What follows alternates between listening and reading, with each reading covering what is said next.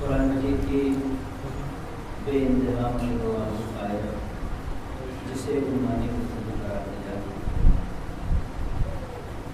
کل اس عنوان پہ اس آیت نازل میں کچھ باتیں میں نے عرض کی اور اپنی مجلس کا عنوان بھی بتایا کہ معرفت امام اور ہماری ذمہ داری.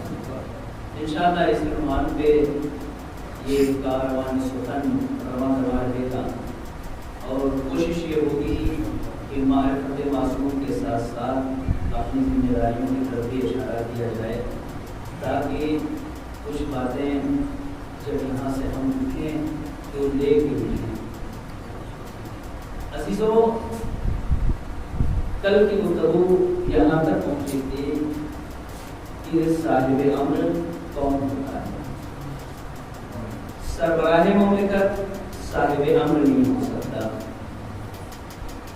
اس لیے کہ اسے عقل قبول نہیں کرتی. کل پیش کیا گیا اور بیان کیا گیا کہ صاحب امر سرپرست سربراہ مملکت کو عقل قبول نہیں کرتی کہ یہ صاحب امر ہو. کیوں؟ اس لیے کہ جیسی اطاعت رسول کی ہے ویسی ہی اطاعت صاحب امر کی ہے. اگر ہم سربراہ مملکت کو مان لیتے ہیں تو دونوں مشکلات جو سامنے تھی کل میں نے بیان کر دیا. اب سوال یہ ہے عزیزان گرامی کہ صاحب امر سے کون ہوگا. اس کے سلسلے سے پیغمبر نے باقاعدہ طور پہ پورے سلسلے کو بیان کیا کہ صاحب امر کون ہے، لیکن صاحب امر کے اختیارات کو بھی مختلف روایات میں بیان کیا گیا کہ صاحب امر وہ نہیں ہوتا کہ جس کا ربط جس کا اختیار صرف اور صرف اس زمین پر ہو، بلکہ صاحب امر وہ ہوتا ہے جس کا اختیار جتنا زمین پہ ہوتا ہے اتنا ہی آسمان پہ بھی ہوتا ہے. یعنی اس کا اختیار اس دنیا میں بھی ہوتا ہے، اس کا اختیار اس دنیا میں بھی ہوتا ہے. معرفت امام اور ہماری ذمہ داریاں انشاءاللہ اتنا ہی اختیار ہوتا ہے. اسی زمانے میں نے ایک جو ہے مقالہ پڑھا تھا، اس مقالے میں باقاعدہ ایک گفتگو دیکھی. توجہ چاہوں عزیزان گرامی، گفتگو کا آغاز اس طرح. اس مقالے میں ایک گفتگو دیکھی زمین و آسمان کے درمیان. ایک گفتگو زمین و آسمان میں ہو رہی تھی. زمین رو رہی تھی، آنسو بہا رہی تھی.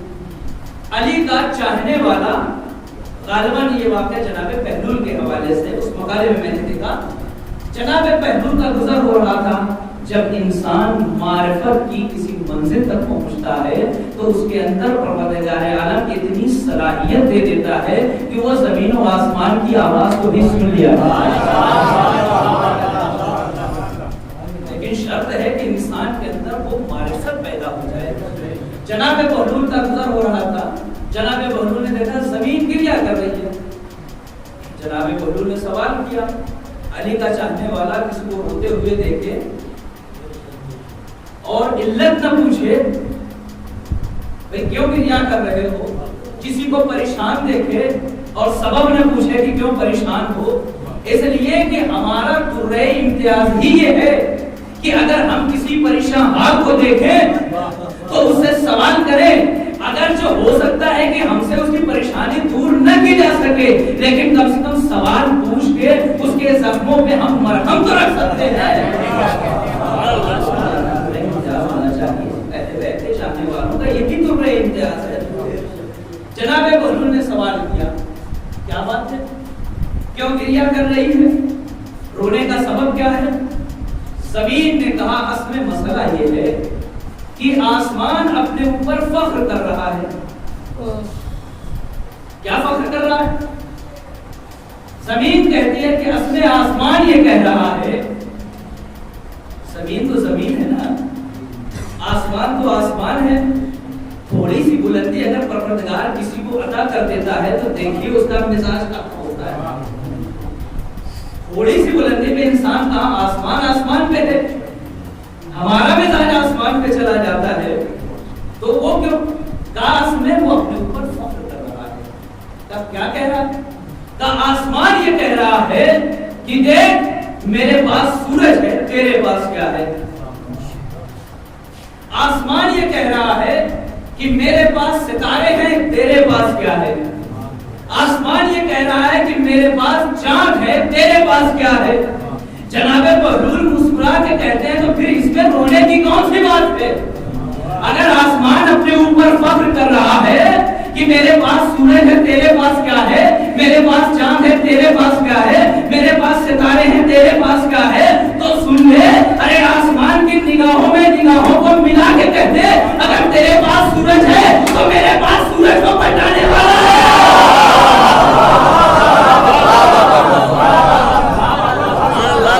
اگر تیرے پاس سورج ہے تو میرے پاس سورج کو پلٹانے والا موجود ہے۔ اگر تیرے پاس چاند ہے تو میرے پاس دو ٹکڑے کرنے والا موجود ہے۔ میرے پاس ستارے ہیں تو میرے پاس ستارے کو اپنی ڈیوڑی پہ بلوانے والے موجود ہیں۔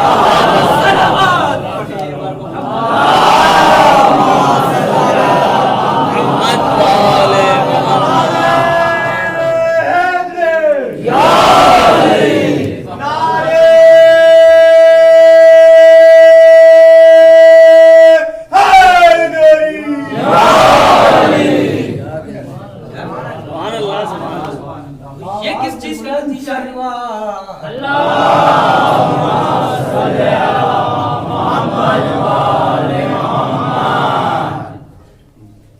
عزیزو، معرفت جب انسان کے اندر آ جاتی ہے، اب جو معرفت کے سلسلے سے ایک سوال ہونے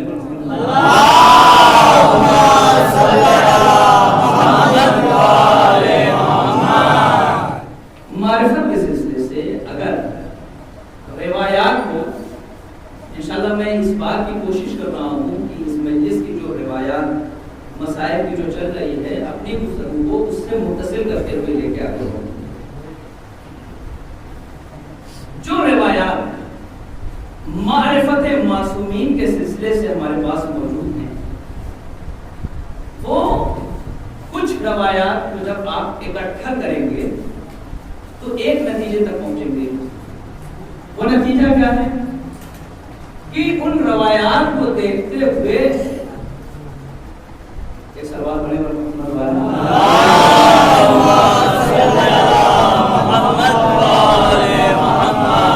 روایات کو دیکھتے ہوئے ایک مرتبہ انسان یہ نتیجہ نکالتا ہے کہ معصومین کی معرفت ہمارے بس سے باہر ہے۔ انہیں معرفت جیسی معرفت اہل بیت کی ہونی چاہیے، درک کرنی چاہیے، ہم درک نہیں کر سکتے۔ ایک مرتبہ جو روایات کو اکٹھا ہیں، تمام روایات کو جب جمع کریں گے تو تمام معصومین علیہ السلام کے لیے ایسی روایات موجود ہیں۔ کچھ ایسا ہوتا ہے کہ کچھ خاص شخصیتوں کے لیے یہ کہا گیا ہے کہ اس شخص کی معرفت مشکل ہے، جیسے حدیث پیغمبر ہے، یا علی مجھ کو کسی نے نہیں پہچانا، یا تم نے پہچانا یا خدا نے پہچانا۔ یا علی تم کو کسی نے نہیں پہچانا، یا میں نے پہچانا یا خدا نے پہچانا۔ اسی طریقے سے خود نہج البلاغہ میں مولانا کائنات فرماتے ہیں، اپنے بارے میں فرماتے ہیں، ينحدر عني السيل ولا يرقى الي الطير، مجھ علی سے فضائل کے سیراب جاری ہوتے ہیں، مجھ علی سے فضائل کے سیراب جاری ہوتے ہیں۔ ولا يرقى الي الطير، تمہارا طائر فکر مجھ تک نہیں پہنچ سکتا۔ علی سے کس چیز کے فضائل ظاہر ہو رہے ہیں، علی سے کس چیز کے سیراب ظاہر ہو رہے ہیں؟ تو عزیزان گرامی تاریخوں کو اٹھا کے دیکھیے، علی سے کرم کا سیلاب جاری ہوتا ہے، علی سے علم کا سیلاب جاری ہوتا ہے، علی سے فضائل کا سیلاب جاری ہوتا ہے، علی سے بلاغت کا سیلاب جاری ہوتا ہے، علی سے تمام فضائل کے سیلاب جاری ہوتے ہیں۔ مولا فرماتا ولا یرقى الی الطیر، جہاں تک سوچنا چاہو سوچ لو، لیکن تم اگر علی کی معرفت حاصل کرنا چاہو گے تو علی کی معرفت کبھی حاصل نہیں کر سکتے۔ تو ایک مرتبہ تمام روایات کو ہم دیکھ کے یہ فیصلہ کریں گے، دوسری مرتبہ کچھ روایات کچھ مخصوص شخصیات کے لیے وارد ہوئی ہیں۔ انہی شخصیات میں ایک ذات ایسی ہے جو حلقہ وصل ہے، میرے الفاظ سخت نہ ہو جائے، جو حلقہ وصل ہے رسالت اور امامت کے درمیان۔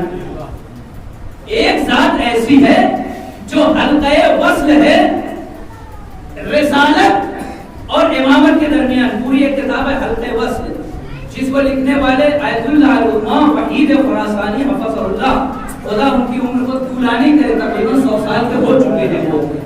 انہوں نے ایک کتاب لکھی حلقہ وصل، یعنی ایک ایسی شخصیت، ایک ایسی ذات کی جو رسالت کو امامت سے متصل کر دیتی ہے.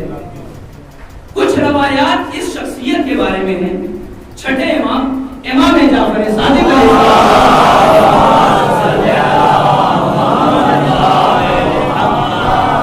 کا ارشاد ہے، من عرف فاطمہ حق معرفتها فقد ادرک لیلۃ القدر.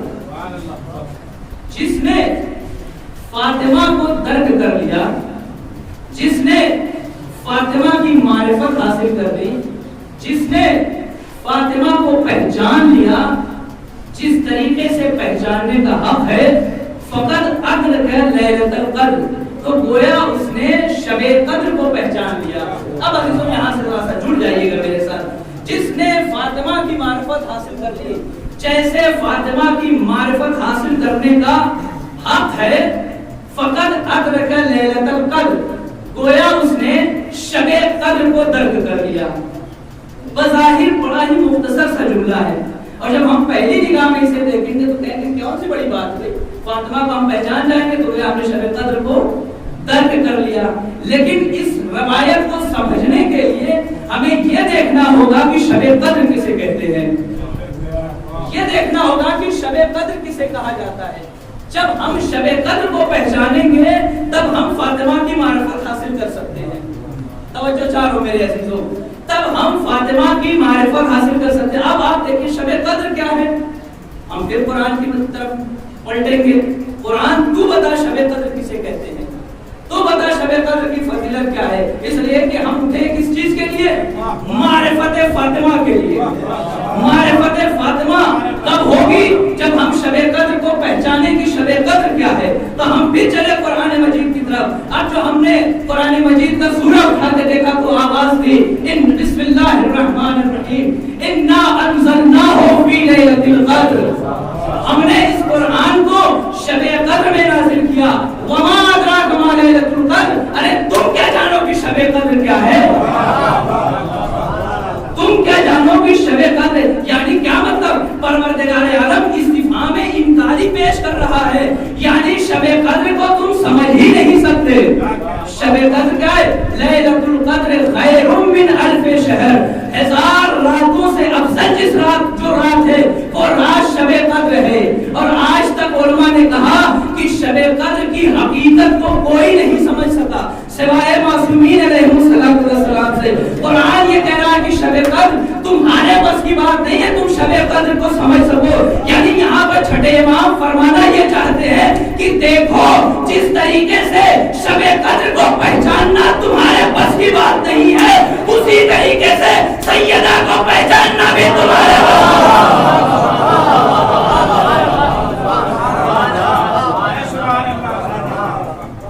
صلوات پڑھے ور محمد.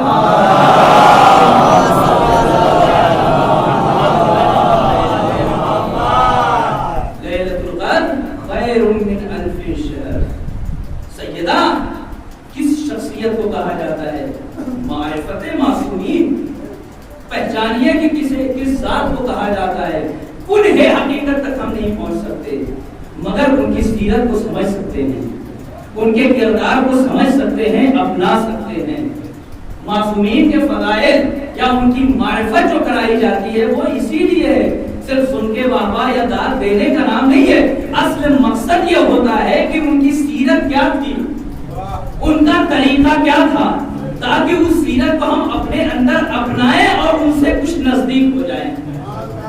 کیونکہ ایک ہی راستہ ہے ہمارے لیے اہل بیت سے قریب ہونے کا، اہل بیت سے نزدیک ہونے کا. دوسرا ہمارے پاس راستہ نہیں ہے. وہ راستہ یہ ہے کہ ان کی سیرت کو دیکھتے جائیں، اس پہ عمل کرتے جائیں، ان سے قریب ہوتے جائیں. جتنا زیادہ ان کی سیرت پہ عمل ہوگا اتنا ہی زیادہ ہم ان سے نزدیک ہو جائیں گے. کربلا والے کیوں ان سے نزدیک ہو گئے؟ کربلا والے کیوں نزدیک ہو گئے؟ اس لیے کہ انہوں نے سیرت کو دیکھا اور اسی سیرت کو وہ اپناتے گئے، اس پہ عمل کرتے گئے۔ آئیے کس ساتھ کو فاطمہ کہا جاتا ہے، پہچاننے کی ضرورت ہے، سمجھنے کی ضرورت ہے۔ معرفت کیسے حاصل ہوگی؟ دیکھا جائے عزیزو، واحد ذات، واحد ہدیہ اور ایک لوتا اور ایک لوتی نعمت ہے جسے پروردگار عالم نے، دیکھیں اللہ نے رسول کو جتنی بھی چیزیں دی ہیں، کہیں پر رسول سے یہ نہیں کہا ہے کہ اس کا شکریہ ادا کرو۔ میں کسی منزل کی طرف آپ کو لے جانا چاہتا ہوں۔ جتنی نعمتیں بھی اللہ نے رسول کو عطا کی، کسی نعمت میں یہ نہیں کہا کہ اس کا شکریہ ادا کرو۔ قرآن جیسی نعمت دی، شکریہ طلب نہیں کیا۔ نبوت جیسی نعمت دی، شکریہ نہیں مانگا۔ رسالت جیسی نعمت دی، شکریہ طلب نہیں کیا۔ شریعت جیسی نعمت دی، شکریہ نہیں مانگا۔ آیات الہیہ دیا، شکریہ نہیں مانگا۔ شب قدر جیسی نعمت دی، اللہ نے شکریہ نہیں مانگا۔ شفاعت جیسی نعمت دی، اللہ نے کہیں بھی رسول سے شکریہ نہیں مانگا۔ تو کیا اگر اللہ نے رسول سے شکریہ طلب نہیں کیا تو کیا رسول نے شکریہ ادا بھی نہیں کیا؟ اگر طلب نہیں کیا تو کیا رسول نے شکریہ ادا بھی نہیں کیا؟ عزیزوں، یہ تو ایک سامنے کی بات ہے۔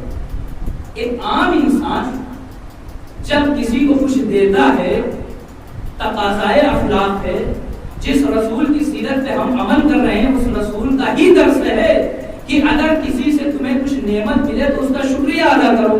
تو کیا ممکن ہے کہ اتنی ساری نعمتیں اللہ نے رسول کو دی ہو اور شکریہ رسول نے ادا نہ کیا ہو؟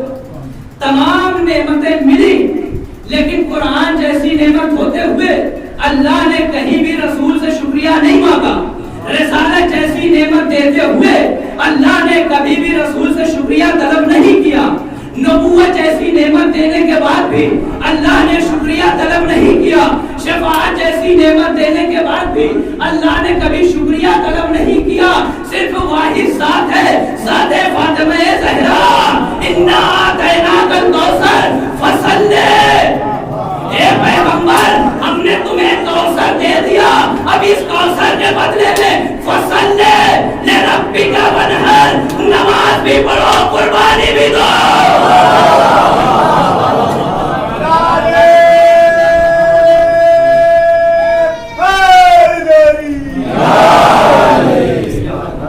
واحد نعمت ہے ذات فاطمہ زہرا کہ جس کو دینے کے بعد اللہ شکریہ طلب کر رہا ہے۔ عزیزوں، قرآن بہت بڑی کتاب ہے، رسالت بہت بڑا ہوتا ہے، نبوت بڑا عظیم مرتبہ ہے، لیکن مجھے یہ سمجھ میں نہیں آتا کہ قرآن افضل ہے یا زہرا، رسالت افضل ہے یا زہرا، نبوت افضل ہے یا زہرا، اس لیے کہ تمام نعمتوں کے بعد شکریہ طلب نہیں کیا جا رہا ہے، زہرا کو دے کے کہا جا رہا ہے فصلی لربک وانحر۔ صلوات پڑھے اور محمد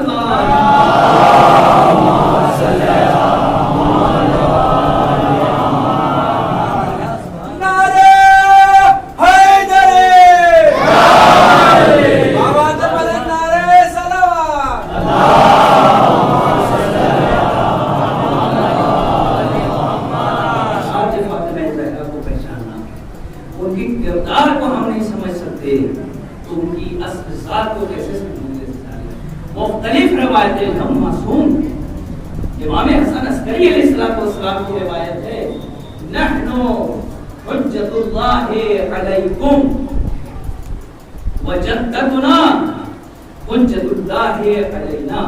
بڑا فرق ہے، روایت کو دیکھیے، بڑا فرق ہے۔ ایک مرتبہ معصومین ہے، وہ عام مخلوقات کے لیے حجت ہے۔ حجت کسے کہا جاتا ہے؟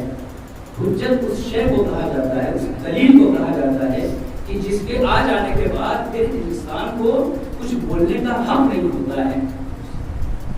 حجت وہ شے ہوتی ہے کہ جس کے آ جانے کے بعد پھر آپ انکار نہیں کر سکتے ہیں۔ معصوم کیا فرماتے ہیں؟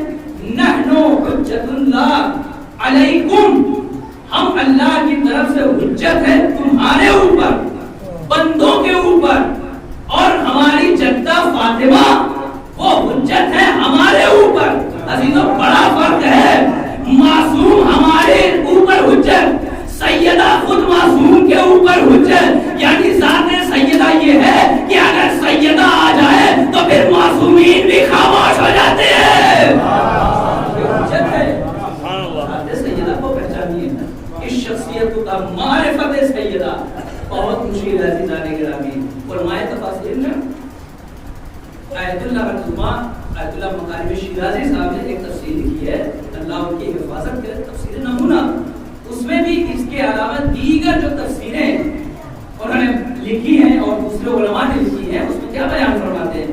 اِنَّا أَعْطَيْنَاكَ الْكَوْثَرَ کی ضمن میں جب کوثر کی بات آتی ہے، یہ کوثر ہے کیا چیز؟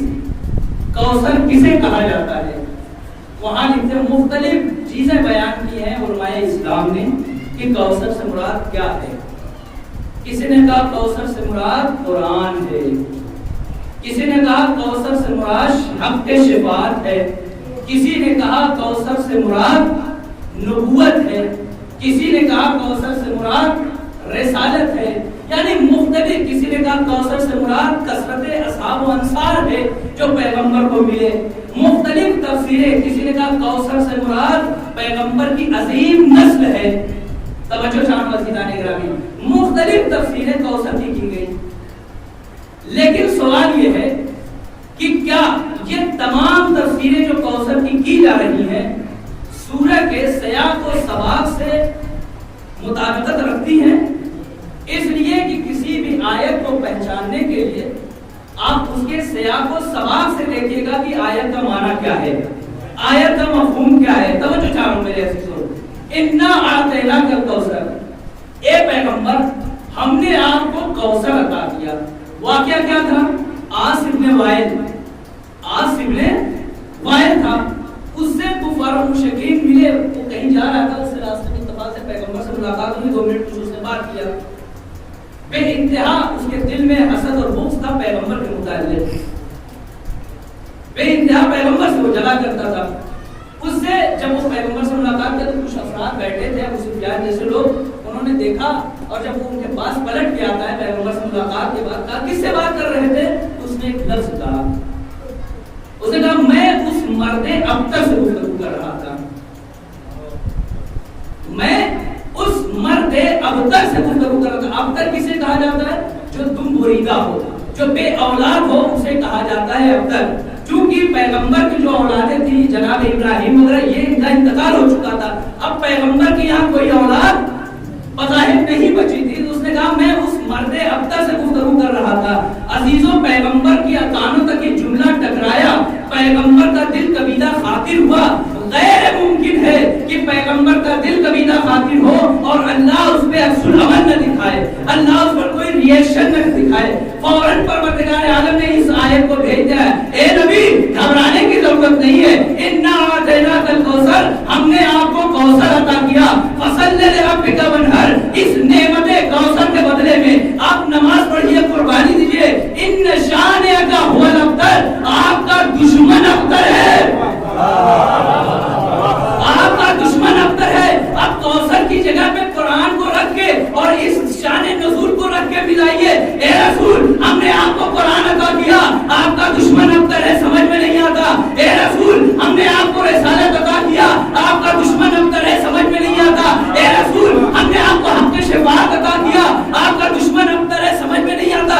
یعنی پہلی آیت کو تیسری آیت سے جب ملائیے گا تو سمجھ میں آئے گا کہ ابتر کا معنی کیا ہے. اسی لیے روایت اہل بیت جب ہم نے اٹھا کے دیکھا تو لکھا ہوا تھا، اے رسول ہم نے آپ کو فاطمہ عطا کیا، آپ کا دشمن ابتر ہے.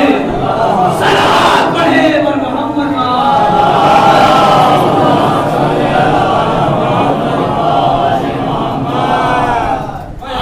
فاطمہ زہرا پہ باواز بلند صلوات.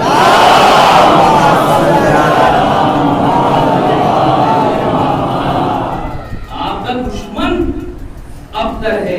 اِنَّا أَعْطَيْنَاكَ الْكَوْثَرَ. لیکن ہم بڑی اچھی گفتگو کی ہے تفسیر نمونہ میں اللہ مکارم شیرازی صاحب نے. کہتے ہیں اگر ٹھیک ہے ہم تھوڑی دیر کے لیے ان تمام چیزوں کو قبول کر لیتے ہیں کہ کوثر سے مراد قرآن ہے، کوثر سے مراد حق کے شفاعت ہے، کوثر سے مراد نبوت ہے، کوثر سے مراد رسالت ہے، کوثر سے مراد اصحاب و انصار کی کثرت ہے جو رسول کو ملی.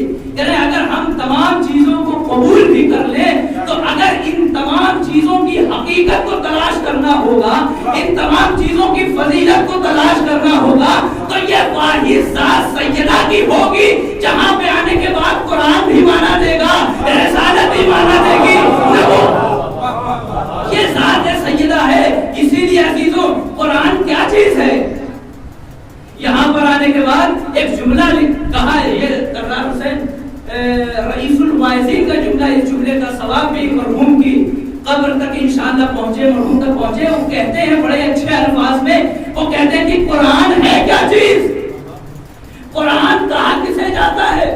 کہتے ہیں کہ قرآن ارے زہرا کے گھر میں بولی جانے والی زبان کو جب تحریری شکل دی گئی تو اسے قرآن کہا گیا.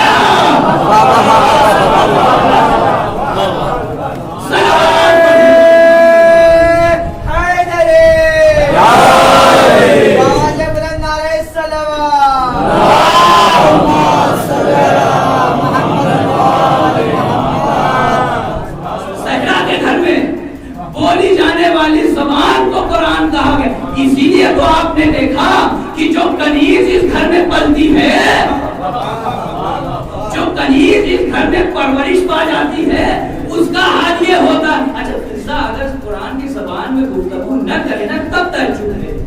توجہ چاہ رہا ہوں، اگر فضا قرآن کی زبان میں گفتگو نہ کرے تو تعجب ہے. اس لیے تعجب ہے کہ آپ دیکھیں ایک انسان یہاں سے جائے میمن سادات سے اٹھ کے اور 10 سال ایران رہ کے چلا آئے، 40 سال ایران رہ کے چلا آئے اور اسے فارسی نہ آئے. 40 سال ایران میں رہے اور اسے فارسی نہ آئے، عراق چلا جائے اسے عربی نہ آئے، تو آپ جب وہ آ کے کہے گا اور آپ اسے پوچھیں گے بھائی فارسی کلام کرو، کہے گا مجھے فارسی نہیں آتی، تو تعجب نہ آنے پہ ہونا چاہیے. اس لیے کہ بھائی تم ایسے ملک میں رہے ہو، ایسی سرزمین پہ رہے ہو جہاں کی زبان فارسی تھی، اور 1-2 دن نہیں تم 10 سال 20 سال 40 سال رہ کے آئے ہو اور اس کے بعد بھی تمہیں زبان نہیں آتی. عزیزو اگر فضا قرآن کی زبان میں گفتگو نہ کرتی تو تعجب ہوتا کہ ارے کیسی کنیز ہے زہرا کے گھر میں رہی اور قرآن کی زبان سے ناشنا رہ گئی. صلوات پڑھے محمد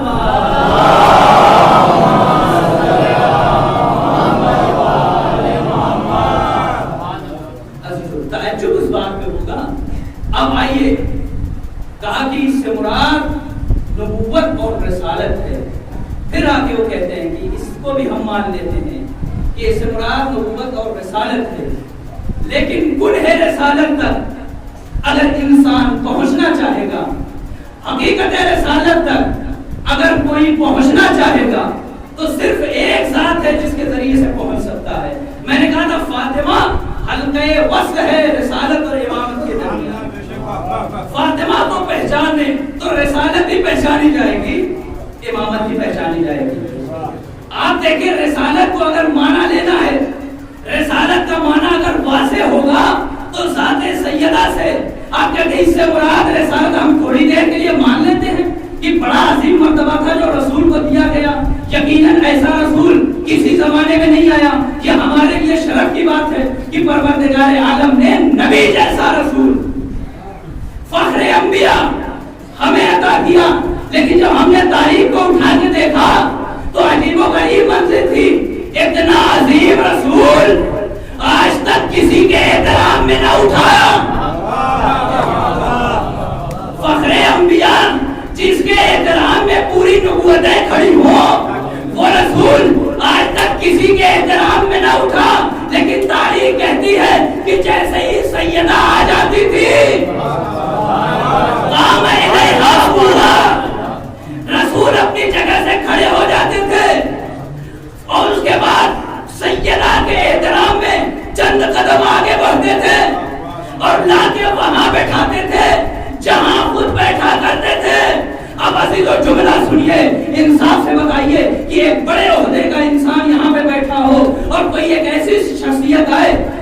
کہ جو بہت عظیم ہو, اتنی عظیم ہو کہ جو ایک بڑے عہدے کا انسان ہے وہ اس کے احترام میں کھڑا ہو جائے, تو انصاف سے بتائیے کیا آپ بیٹھے رہ جائیں گے, کیا چھوٹی شخصیتیں بیٹھی رہ جائیں گی؟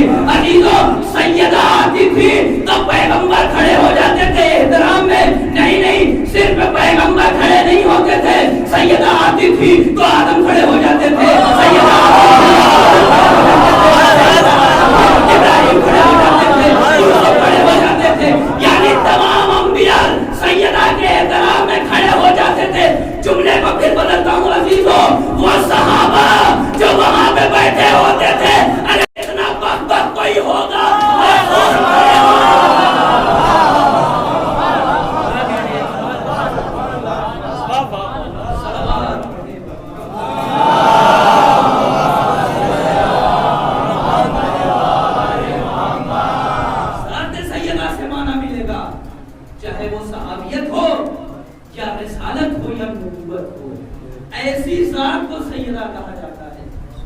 ایسی شخصیت کو سیدہ کہا جاتا ہے. لوگ کہتے ہیں کہ آپ اصحاب کا احترام نہیں کرتے. اصل پتہ کہ ہم سے زیادہ اصحاب کا احترام کون کرے گا؟ جھوٹ بولتے ہیں, کہتے ہیں آپ صحابہ کا احترام نہیں کرتے. غلط بات ہے, یہ پروپیگنڈا ہے کہ ہم احترام نہیں کرتے. ہم سے زیادہ کون صحابہ کا احترام کرتا ہوگا؟ مگر ہاں ایک شرط ہے کہ ہم اس صحابی کا احترام کرتے ہیں جس نے سیدہ کا احترام کیا. اس صحابی کو سلام کرتے ہیں جس نے زہرا کا احترام کیا. اس صحابی کو سلوٹ کرتے ہیں جس نے در سیدہ پہ اپنی پیشانی کو جھکا دیا. اس لیے میں بغیر دلیل کے گفتگو نہیں کرتا. ہمارے جس دروازے پہ رسول آ کے سلام کرے, صحابیت کی شان یہ ہے کہ اس دروازے پہ صحابیت بھی آ کے سلام کرے. اس لیے ہم احترام کرتے ہیں, ہم تذکرہ بھی کرتے ہیں. ہم سے زیادہ آگے کثرت اصحاب و انصار ہے. جی کثرت اصحاب و انصار ہے, لیکن اس کثرت میں بھی کچھ قلت ہے. اس کثرت میں بھی قلت پائی جاتی ہے. وہ اصحاب صاحب اکرام بنے, وہ اصحاب کرام بنے جن کا رابطہ خاندان اہل بیت سے ہوا, جن کا رابطہ در سیدہ سے ہوا, جنہوں نے آ کر اپنے آپ کو اس دروازے پہ خم کر دیا. وہ قابل احترام ہیں, وہ علیہ السلام ہیں, وہ قابل احترام ہیں. اس لیے کہ جب تک صحابیت کہاں رہی, صحابیت کا رہی اگر میرے سیدہ سے اس کا فاصلہ ہو. اسی لیے ہم ذکر کرتے ہیں, سلمان کا ذکر ہم کرتے ہیں, ابو ذر کا ذکر ہم کرتے ہیں, مقداد کا تذکرہ ہم کرتے ہیں, عمار کا تذکرہ ہم کرتے ہیں, ابو ذر کا تذکرہ ہم کرتے ہیں, حفصہ کا تذکرہ ہم کرتے ہیں. کیوں کیا جاتا ہے؟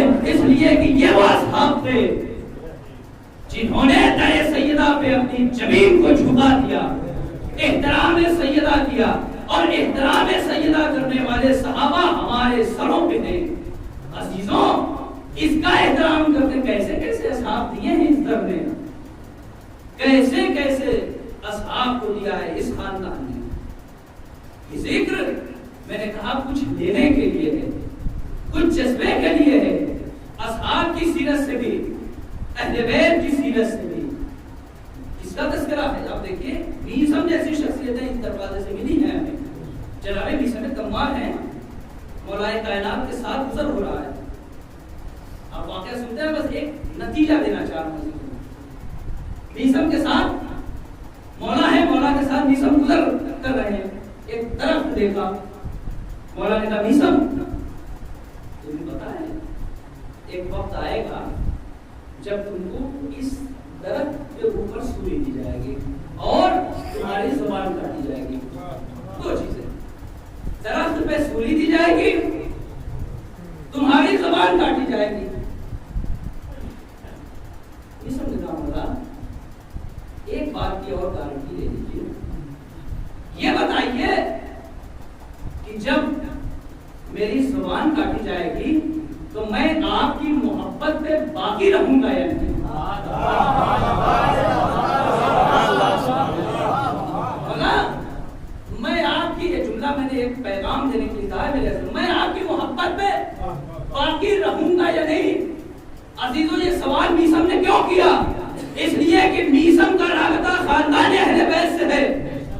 علی سے رابطہ ہے میثم کا، در سیدہ سے رابطہ ہے میثم کا۔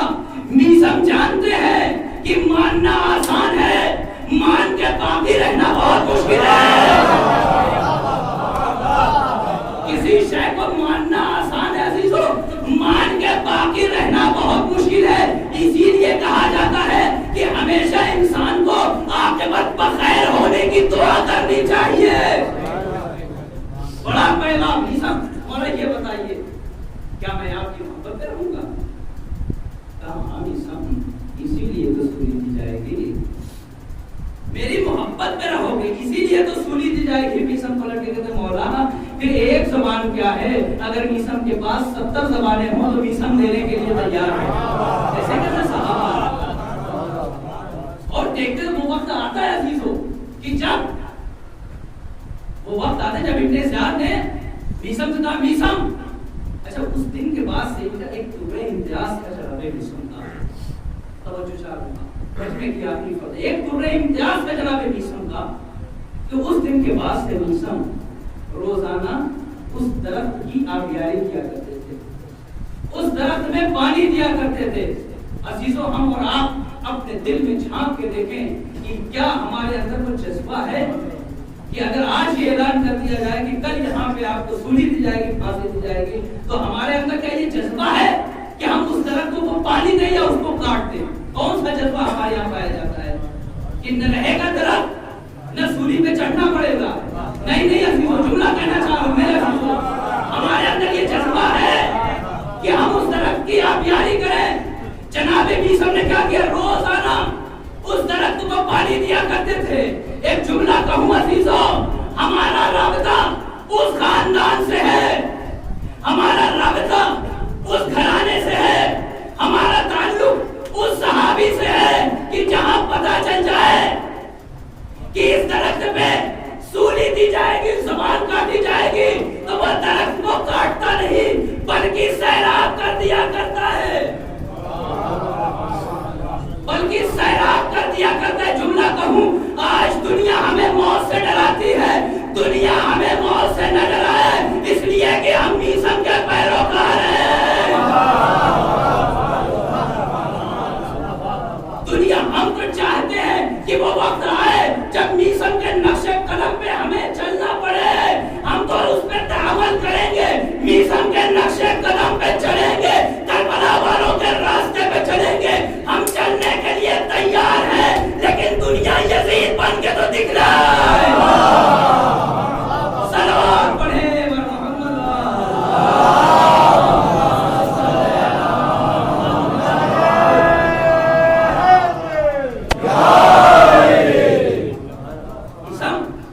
زبان کاٹی جائے گی۔ وہ وقت آ گیا عزیزو کہ جب ابن زیاد نے کہا میثم کو درخت دیکھ رہے ہو، جو لوگ گھا گئے انہوں نے دیکھا ہوگا، جب میثم کی قبر بھی گئے ہوں ضرور، جو نہیں گئے ہیں پروردگار عالم انشاءاللہ انہیں زیارت سے مشرف فرمائے۔ عزیزو وہ وقت آتا ہے جب ابن زیاد نے کہا میثم اس درخت پہ تمہیں سولی دی جائے گی اور تمہاری زبان کاٹی جائے گی۔ میثم مسکرا کے کہتے ہیں تم کیا سمجھتے تھے؟ یہ جو میں روزانہ اس درخت پہ پانی دے رہا ہوں، تم سمجھتے کیا میثم کھجوریں کھانے کے لیے اس درخت کی آبیاری کر رہا تھا؟ کیا تم یہ سوچ رہے تھے کہ میثم کھجور کھانے کے لیے اس درخت کو پانی دے رہا تھا؟ نہیں، میرے مولا نے مدتوں پہلے مجھے بتا دیا تھا کہ اس درخت پہ سولی بھی دی جائے گی، تمہاری زبان بھی کاٹی جائے گی۔ ابن زیاد کہا اچھا تو صحیح علی کو جھوٹا ثابت کر کے دکھا دوں گا۔ سنیے عزیزو، تو صحیح علی کو جھوٹا ثابت کر کے دکھا دوں گا، کیا ہوگا؟ کہا میثم تمہیں سولی دی جائے گی لیکن تمہاری زبان نہیں کاٹی جائے گی۔ میثم نے کہا غیر ممکن ہے، اگر میرے آقا نے کہہ دیا کہ سولی اور زبان، تو دونوں سے عوض ہو کے رہے گا۔ ابن زیاد نے اپنے کاریندوں کو حکم دیا لے جاؤ، میثم کو سولی پہ چڑھا دو، لیکن خبردار میثم کی زبان نہیں کاٹنا۔ لے کے چلے، سولی پہ چڑھا دیا گیا، میثم سولی پہ، کا زبان نہیں کاٹی جائے گی، امیر کا حکم ہے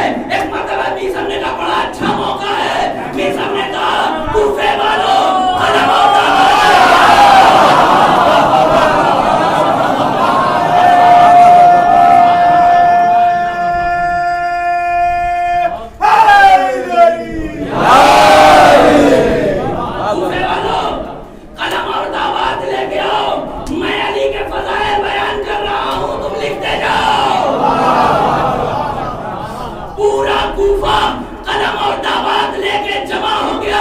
ایک جملہ کہوں میثم، ارے بڑے خوش نصیب تھے، قلم اور دعوات مانگا تو مل تو گیا. میثم نے پورے کوفے کو جمع کر لیا. کیا ہوگا؟ میثم کی زبان کاٹی جائے گی. زبان فضائل بیان کر رہے ہیں، کارندوں نے دیکھا کہ تو کوفے میں انقلاب آ جائے گا. میثم فضائل بیان کر رہے ہیں، اہل کوفہ فضائل کو لکھ رہے ہیں. عزیز و تاریخ کہتی ہے کہ فوراً ایک کارندہ پہنچا ہے ابن زیاد کے پاس، اور جانے کے بعد کا ابن زیاد یہ کیا سیاسی غلطی کر دی؟ ارے میثم کی زبان کاٹ دے ورنہ کوفے میں انقلاب برپا ہو جائے گا، ورنہ کوفے میں انقلاب آ جائے گا. ابن زیاد نے کیا ہوا کیا؟ کہا میثم علی کے فضائل لکھوا رہے ہیں، پورا کوفہ علی کے فضائل لکھ رہا. ابن زیاد نے فوراً جلاد کو بھیجا، جاؤ میثم کی زبان کاٹ دو. جلاد پہنچا میثم کے پاس. میثم تمہاری زبان کاٹی جائے گی، میثم تمہاری زبان کاٹی جائے گی. میثم نے مسکرا کے کہا سن، زبان تو کٹے گی یہ تو یقین ہے، لیکن سن زبان کٹنے سے پہلے ابن زیاد تک میرا پیغام پہنچا دینا. جا ابن زیاد سے کہہ دے تو جھوٹا ہے، تیرا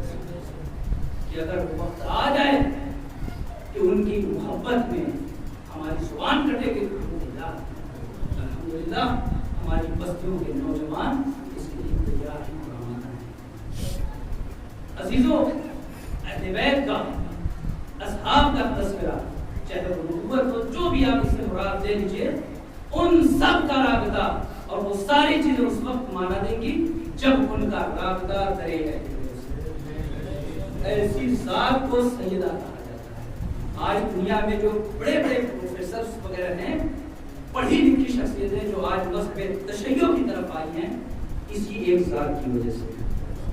یہی حلق وصل ہے، نبوت تک تو پہنچے ہوئے تھے، امامت سے دور تھے، لیکن ذات سیدہ نے اسے امامت اور رسالت سے ملا دیا. اس صرف نبوت پر رک نہ جاؤ، اس لیے کہ نبوت پر رکنے سے فائدہ نہیں ہے، بلکہ تمہیں امامت کا کام ہے۔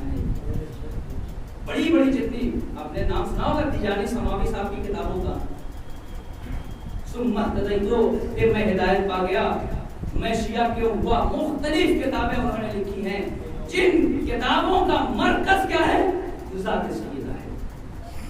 سیدہ کی ذات سے مجھے ہدایت ملی ہے۔ نہ جانے ایسے کتنے افراد ہیں جنہوں نے اس بات کا اقرار کیا کہ ذات سیدہ نے میری ہدایت کی ہے، خصوصاً مصائب سے، خصوصاً شہزادی پر جو ظلم کیے گئے، جو ظلم کے پہاڑ توڑے گئے شہزادی پر، اس ظلم کی وجہ سے شہزادی نہ جانے کتنی افراد کو اہل بیت پر جو مظالم ہوئے اور اہل بیت نے برداشت کیا، کہیں نہ کہیں بشریت کی ہدایت کا پہلو ضرور پایا جاتا ہے۔ اگر امیر المومنین کے گلے میں رسی کا پھندا ڈالا گیا تو ہدایت کا پہلو تھا، کس کی مجال اور کس کی جرأت تھی جو علی کی گردن میں، علی کی گردن میں رسی کا پھندا ڈال سکے۔ جب لے جایا جا رہا تھا تو ایک یہودی نے دیکھ کے یہی کو کہا تھا، یہ کون ہے؟ کہا یہ علی، کہا اس شخص کو میں نے خیبر میں دیکھا تھا کہ اس کی 2 انگلیوں پہ درے خیبر تھا، آج اس کے اندر کیا ہو گیا؟ کیسے اس کی گلے میں جو ہے رسی کا پھندا ڈال دیا گیا؟ تو وہ علی جو اپنی انگلیوں پہ درے خیبر کو اٹھاتا ہے، جب کسی فرد بشری کی ہدایت کی منزل آتی ہے تو گلے میں پھندا بھی برداشت کرتا ہے۔ آپ دیکھیے وہ یہودی دیکھ کر مسلمان ہو گیا، کم سے کم اس کا ایک فائدہ ہوا کہ ایک بشر مسلمان ہو گیا۔ اس کا اگر یہ دین ہے ان کا، اگر ان کا یہ مذہب ہے تو میں مسلمان ہو رہا ہوں۔ یہ منزل فکر ہے سیدہ کے اوپر جو مسائل اٹھائے گئے شہزادی کے اوپر، آپ دیکھیے شیخ عباس الفہمی نے جس کو نقل کیا ہے مقادم جنان میں کہ آپ کیا سمجھتے ہیں کہ جناب سیدہ نے آخر وقت میں یہ کہا تھا صحبت علیہ مسائل پر کہا کتنی پیغمبر کی وفات کے بعد 75 یا 90 دن، اس سے زیادہ تو سیدہ نہیں، آخری روایت وہ 90 دن کی ہے۔ وہ کہتے ہیں کہ تم کیا سمجھتے جو یہ مرثیہ شہزادی نے پڑھا ہے، صحبت علیہ مسائل صحبت علیہ مسائل بابا، جو مسائل میرے اوپر ڈھائے گئے اگر دن پہ ڈھائے جاتے تاریخ شب میں تبدیل ہو جاتے، ایسے مسائل سیدہ۔ اب وہ فرماتے ہیں کہ سیدہ کے آخری عمر کا یہ نوحہ نہیں تھے، بلکہ یہ مرثیہ سیدہ نے پیغمبر کی وفات کے 2-3 دن بعد پڑھنا شروع کر دیا تھا۔ یہی سے اندازہ لگایا جا سکتا ہے کہ سیدہ پہ کتنی مصیبتیں اٹھائی گئی، سیدہ نے کتنے علم اٹھائے۔ بس آپ کو مسا بولیں گے انشاءاللہ، آپ آمادہ ہو گئے ہیں، آپ کی آنکھیں نم ہو گئی ہیں۔ ذات سیدہ اس شخصیت کو کہا جاتا ہے جہاں نام سیدہ آتا ہے ہماری آنکھیں اشکبار ہو جاتی ہیں، ہمارے آنسو بھی ٹھہرنے کا نام نہیں لیتے، اس لیے ہے کہ وہ شہزادی جس کا احترام رسول کرتے تھے اس پر اتنے مسائل ڈھائے گئے، جس دروازے پر رسول آ کے سلام کیا کرتے تھے اس دروازے پر آگ اور لکڑیاں لے کے آئے۔ سیدہ پورا واقعہ عزیزوں میں دھیرے دھیرے پڑھوں گا۔ تاریخ کہتی ہے کہ سب سے پہلے ان افراد نے ایک انسان کو بھیجا، ایک شخص کو بھیجا علی کو بلانے کے لیے۔ وہ دروازے پہ آتا ہے، کہا یا علی چلیے آپ کو بلایا گیا بیعت کرنے کے لیے۔ مولا کائنات نے کہا میں بیعت تو نہیں کر سکتا، اور جاؤ جا کے کہہ دینا کہ میں قرآن کو جمع کر رہا ہوں، میں قرآن کی جمع آوری کر رہا ہوں، اس سے پہلے کہ دوسرا قرآن بازار میں آ جائے لوگوں کے درمیان میں علی اس قرآن کو محفوظ کر لوں، اس لیے میں نہیں آ سکتا، میں بیعت بھی نہیں کر سکتا۔ وہ گیا اور جانے کے بعد اس نے کہا ان تمام افراد سے جو وہاں پہ جمع ہوئے تھے صحیفہ بنی ساعدہ میں کہ علی نے بیعت سے انکار کر دیا۔ ایک مرتبہ وہیں پہ پلاننگ کی گئی، وہیں پہ سوچا گیا کیا کیا جائے۔ کسی ملعون نے کہا کہ ارے چلو درے سیدہ پہ آگ لگا دیتے ہیں، درے سیدہ کو جلا دیا جاتا ہے۔ یہاں تک شبلی نعمانی نے بھی لکھا ہے کہ آگ اور لکڑیاں لے کے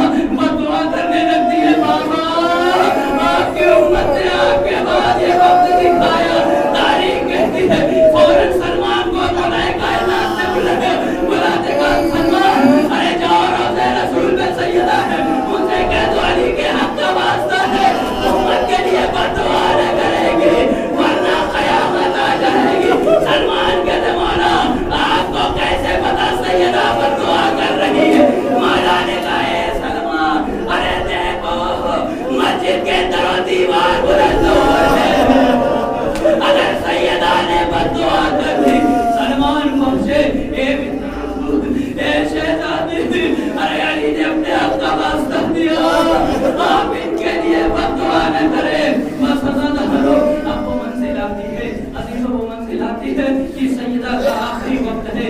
سیدہ وصیت کرتی ہیں, وصیت کرتی یار میرے مرنے کے بعد میری قبر پہ قرآن پڑھنا. آج تو محرم ہے نا, آج تو محرم ہے. یا علی میرے مرنے کے بعد میری قبر پہ قرآن پڑھنا. کتنا لگاؤ تھا سیدہ کو قرآن سے, کتنا انسدہ سیدہ کو قرآن سے. آج تو میرے مرنے کے بعد میری قبر پہ قرآن پڑھنا. اے علی رات کی تاریکی میں مجھے غسل دینا, رات کی تاریکی میں مجھے کفن پہنانا. ایک وصیت اور سیدہ نے کی, یا علی میرے مرنے کے بعد میرے بچوں کا خیال رکھنا, میرے بچوں کا خیال رکھنا. میرے حسین سے خبردار, یا علی ارے یہ میرا چھوٹا بچہ ہے, اسے رات میں بڑی پیاس لگتی ہے. اے علی راتوں کو اٹھ کے میرے نام کا پانی دیتے رہیے گا. اے سیدہ کہا جاتا ہے نا کہ ماں کبھی اپنے بچوں کا ساتھ نہیں چھوڑتی, ماں ہمیشہ اپنے بچوں کے ساتھ میں رہتی ہے. ماں کی دعا ہے بچوں کے ساتھ میں رہتی ہے. سیدہ تو اس دنیا سے چلی گئی لیکن سیدہ نے اپنے بچوں کو نہ چھوڑا. اسی لیے تاریخ لکھتی ہے کہ جب تو محرم کو یہ کاروان کربلا میں پہنچا ہے اور خیام اس میں جنت کو ہونے لگے, ایک مرتبہ رات کی تاریکی میں کسی معصمہ کے رونے کی آواز ہوتی ہے. زینب دوڑی دوڑی اپنے بھیا حسین کے پاس آتی, اے بھیا ارے سرزمین سے چلیے, نہ جانے کون معصمہ میں جب سے اس سرزمین پہ آئی اس کے رونے کی آواز آ رہی ہے. ایک مرتبہ حسین نے کہا, اے زینب ارے تم نے پہچانا یہ ہماری دکھیاری ماں فاطمہ ہے. جب سے ہم نے مدینہ چھوڑا میری ماں نے بھی مدینہ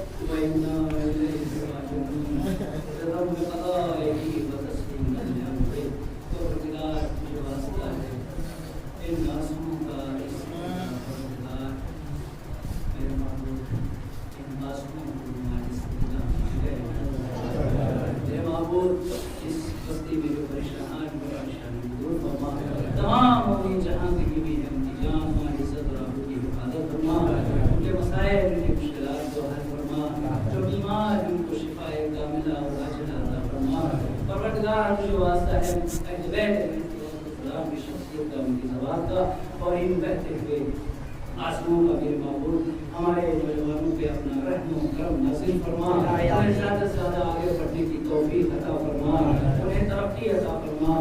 میرے معبود سے جو واسطہ ہے جب علیہ السلام کا, میرے معبود جہاں کہیں بھی شیعہ نے قرار کی جان مان عزت اور آبرو کا تحفظ فرما, اس عزاداری کی حفاظت فرما. جو لوگ عزاداری میں منہمک ہیں ان کی سہمتوں کو قبول فرما. جو جہاں جس طریقے سے تیرے واقعی حبیب کے غم میں شریک ہے اور اس کے لیے فرشتہ بچاتا ہے, پروردگار اسے سال آئندہ اور آئندہ اور آئندہ تک کے لیے تحفظ کا فرما. میرے معبود ان آسموں کا واسطہ ہے, ان آسموں کے حقیقی وارث, ان فرشتہ کے حقیقی وارث کے ظہور میں تعجیل فرما. ہم سب کو ان کے عوام انصار میں شمار فرما. ربنا تقبل منا انك انت السميع العليم.